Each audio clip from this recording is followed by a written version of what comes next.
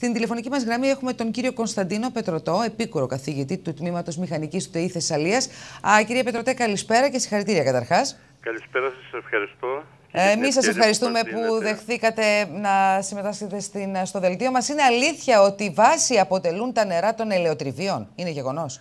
Είναι γεγονός ότι είναι τα καθαρά νερά που βγαίνουν από το ντεκάντερ του ηλιοτριβίου. Προτού τα αφήσουμε να βγουν στο περιβάλλον και να μετατραπούν στο γνωστό κατσίγαρο με τις σοβαρές περιβαλλοντολογικές επιπτώσεις, αξιοποιούνται με μια μέθοδο υψηλής τεχνολογίας και παράγεται πολυφενόλια ελιάς, η οποία στη συνέχεια χρησιμοποιείται σε τρόφιμα, όπως το οικολογικό σαλάμι που αναφέρατε προηγουμένως. Μάλιστα. Το σαλάμι, δηλαδή αυτό το συγκεκριμένο, παράχθηκε χωρίς κανένα χημικό συντηρητικό ή άλλο χημικό πρόσθετο? Ακριβώς. Δηλαδή στο συγκεκριμένο σαλάμι έχουν αφαιρεθεί τα νητρόδη που χρησιμοποιούνται συνήθως στα αλλαντικά και τα άλατα του ασκορβικού οξέως, τα οποία συντηρούν τα αλλαντικά. Ιδιαίτερα τα νητρόδη έχουν αποδεδειγμένη καρκινογόνο δράση όταν σχηματίσουν μέσα στον ανθρώπινο οργανισμό νητροζαμίνες και επηρεάζουν και δημιουργούν καρκίνους στο στομάχι. Μάλιστα.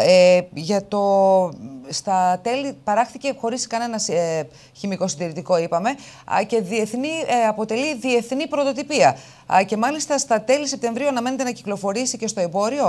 Ακριβώς, διότι οι δύο ομάδες που συνεργάστηκαν, ο συνάδελφος ο κ. Γιαβάσης και η δική μας ομάδα από εδώ, συνεργάστηκαν ταυτόχρονα και με δύο εταιρείες, την εταιρεία Τσιανάβας στην Καρδίτσα, η οποία είναι έτοιμη, είναι αλλαντοποιία, μια μικρομεσαία επιχείρηση με στροφή προς την καινοτομία, είναι έτοιμη μέσα στο Σεπτέμβριο να παράγει το προϊόν για χρήση στο εμπόριο. Μπορούμε να κάνουμε λόγο και για μαζική παραγωγή του? Μιλάμε για μια παραγωγή βιομηχανική, η οποία κατά ανάγκη είναι μαζική. Έτσι δεν είναι ένα θεωρητικό πλέον μοντέλο, κάτι που έγινε μέσα σε ένα εργαστήριο και θα παραμείνει εκεί.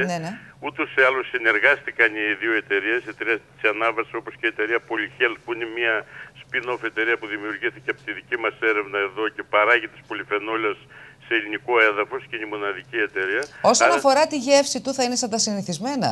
Η γεύση του, σύμφωνα με την κρίση των ανθρώπων που το έχουν δοκιμάσει, αλλά και με τις δικές μας δοκιμές, είναι ανώτερη από τα συνηθισμένα, διότι ακόμη καλύτερο λοιπόν. Οι πολυφενόλες επηρεάζουν τα γαλακτικά βακτήρια θετικά και δίνουν μια υγιή ζύμωση που βγάζει πολύ ωραία γεύση και άρωμα στο Μάλιστα, ας ελπίσουμε και η τιμή του να είναι ακόμη καλύτερη. Η θρεπτική αξία του προϊόντος ούτως ή άλλως είναι μεγάλη. Θα το προτιμήσουμε. Να σας ευχαριστήσουμε για το χρόνο σας. Και το συγκεκριμένο υγιεινό αλλαντικό, Τζούλια, φαντάζομαι πως θα ήταν το αγαπημένο της κυρίας που θα μας παρουσιάσεις αμέσως τώρα. Σίγουρα θα το χρειαζόταν. Είναι δικηγόρος λοιπόν Δέσποινα, όμορφη, μητέρα 4 παρακαλώ παιδιών και πρωταθλήτρια bodybuilder. Περνά τη ζωή της ανάμεσα στα γυμναστήρια της, στις αίθουσες των δικαστηρίων και τις βιβλιοθήκες και η ίδια λέει ότι τα καταφέρνει περίφημα.